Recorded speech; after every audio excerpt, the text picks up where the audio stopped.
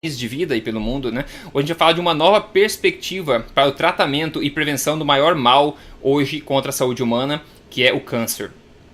Eu tive pessoas na família, né, que morreram de câncer e eu realmente gostaria de ter tido conhecimento do que nós vamos falar hoje aqui, enquanto havia tempo de ajudar as pessoas ainda.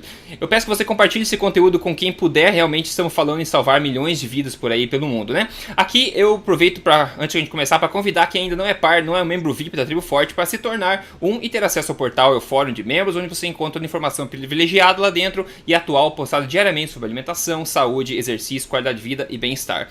Anote aí para entrar no site depois desse podcast, é o triboforte.com.br. Bom, enquanto o Dr. Souto está aproveitando suas férias, merecidas férias, o meu convidado especial e ilustre de hoje é talvez no mundo todo a pessoa que seja mais à frente dos estudos sobre a cura e prevenção do câncer, utilizando o novo paradigma que ataca as causas do problema e não as consequências. A pergunta principal aqui pode ser: câncer é só uma questão de azar genético ou chance ao acaso? Ou será que talvez nós estejamos causando esse problema através do nosso estilo de vida e hábitos alimentares? O meu convidado hoje é o professor Thomas Seyfried, do Boston College, e autor do livro Cancer as a Metabolic Disease. Ele acredita que câncer não é uma doença genética, mas sim uma doença metabólica, mitocondrial, e você vai entender mais sobre isso durante a nossa conversa aqui de hoje. Bom, nós vamos mudar agora para o inglês, né? Lembrando que você pode ver a transcrição completa em português no emagrecerdeves.com e a nossa conversa em vídeo com legendas também em português no canal oficial do Emagrecer de Vez no YouTube. Good afternoon, Professor. It's a great honor to have you here today. So how your day has been going so far? Well, thank you very much, Rodrigo. It's a real pleasure to be on your show and have the opportunity to discuss some of our ideas regarding the origin, prevention and management of cancer. Yeah, I think it's a very big subject, and I don't see quality information being spread in the world, let's say, but in Brazil even less. So it's a very good thing that we have in this chat today. Data from the American Cancer Society, right, show that more than 1,600 people die of cancer per day in the U.S. alone. Is that correct? Well, that's the numbers that they provide every year. They come out with their overall assessment of the cancer problem. And what I've done is catalog these numbers over the years. And in general, what's very interesting is the number of new cases has increased dramatically, almost astronomically, in the United States. And I think this is pretty much the same in most countries. Most countries, Western civilization countries, let's put it that way. And I think that's due in part to the better technologies for screening and identifying cancer. But also troubling, and even more troubling, is the continual increase in the the numbers of people dying per year.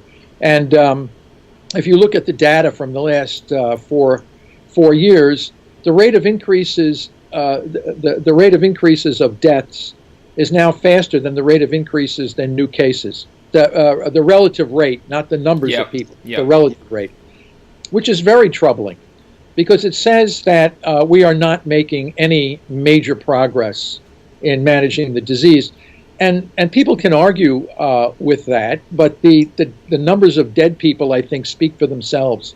If there were a dramatic reduction in cancer or a powerful new treatment, we would expect to see a dramatic drop in deaths, very similar to what was seen in the AIDS crisis. Because before the protease cocktails came around, AIDS was a lethal disease. People were dying in mass numbers, and then a therapy was developed. Now, it doesn't cure the disease, but it certainly led to a precipitous drop in the number of deaths. And we don't see anything like that in the cancer problem. So until we begin to see something like that, we have to ask ourselves, what's happening? What are we doing with all this research and money and investment? Obviously, something is seriously wrong here. Yeah, that makes a lot of sense. So we most commonly talk about obesity here, and I think it's the same thing. All the time you see new diets, new treatments coming, new medicine coming out, and we don't see the levels dropping at all, or any markers of metabolic disease decreasing. It's just increasing. I believe cancer is the same as you're saying. So the main paradigm right now, it states that cancer is a genetic disease, right? And just a matter of bad luck. So the new paradigm, or the paradigm I believe you are in forefront of this, is the cancer as a mitochondrial metabolic disease, right? Which I think is very interesting. It's very difficult to ignore these type of things. And meaning it's not genetic, at least in the great majority of the cases, let's put it this way. But instead, it's caused by the way we eat and the lifestyle we carry, I believe. So what can you say about it? Well, I think that's right. We have been led down a path of misinformation for so many decades now. And one has to go back and look at the historical perspective on how that happened, the view of cancer as a genetic disease. The time of right after the Second World War, there had been a lot of work on the virus-induced cancers and a variety of questions regarding, how does this disease arise? Is it an infectious agent? Is it a virus? Is it this? Is it that? But I think the discovery of the DNA structure with Watson and Crick just had such a profound effect on the mentality of science and medicine at that time. It was almost like a tranquilization of the mind, where people just ran off in a stampede, because it was found that if you look at gene expression in cancer, of course it's abnormal. So if almost the entire scientific field is looking now to bring a science of medicine and biology down into the molecular level. There's also been an envy of physicists in science for centuries. Physicists have always been recognized as the pure thinkers of the natural world. Biology was always a very vague, very difficult to define. There were too many variables. It wasn't as quantitative. The biochemists were bringing it down. But when you find gene mutations at the molecular level that now may be playing some role, it was just so exciting to think that, we can take this very ambiguous field of biology related to medicine and cancer and kind of bash it down into a molecular, an understanding at the molecular level, a reductionist, as they say, reducing it down. And now we become more molecular, more precise, more physics-like. And in a sense, nothing could be further from the truth with respect to the origin of cancer and how we deal with it. This is a human disease tied into our own societies, the foods that we eat, the kinds of lifestyles that we have. This is every bit as much of a person, a sociology, a personage kind of a problem, and not only changes at the molecular level. And now we have seen this morph into an industrial-wide approach to this disease, where all of the new therapies are based on some molecular changes, which have enormous financial benefits for those that are participating in this activity. The research grants are awarded to those individuals that are looking at cancer at the molecular level. Much less is given to other aspects of our behavior that predisposes us to the disease, or even nutritionally manage the disease. These are more less quantifiable, but nevertheless extremely powerful in how we're going to address the disease. So we have a major issue here. It's that we have a massive misunderstanding of what the nature of this disease is.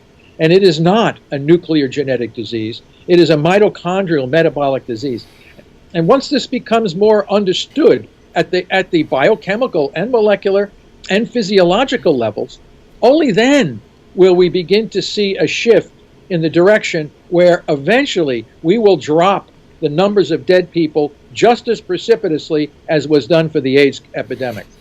Yeah, it just seems that people just run around all these mutations and the mechanisms of all the mutations, and we all know that cancer have all kinds of mutations, right? But they also have something in common that all the cancer cells have, which is a problem in the way they work with glucose, right? They all can't respire properly.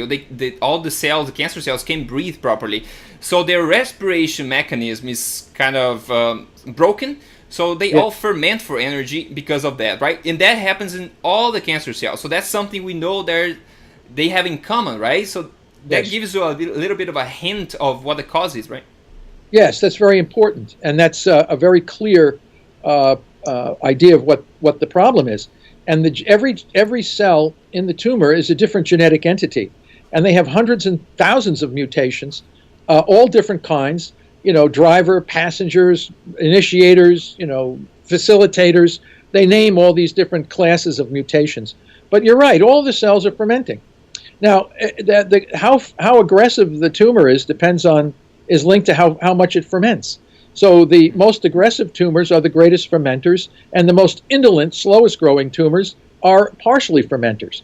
So no matter how you look at it, the question then is, why are the tumor cells fermenting? So if you are part of the gene dogma, you will say the tumor cells are fermenting because they have mutations in oncogenes that make them ferment. Right. Okay. On the other hand, if you have damaged respiration, they are fermenting. And we know that when we stop breathing, lactic acid builds up in our body because our cells begin to ferment.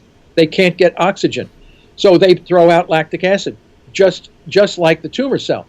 Now, the cancer cell is locked into this state of fermentation. So what kind of genetic changes would occur to lock in a cell in fermentation? And that is these oncogenes. So the oncogenes are essentially facilitators of the fermentation metabolism. But if you allow those cells to respire, the oncogenes turn off.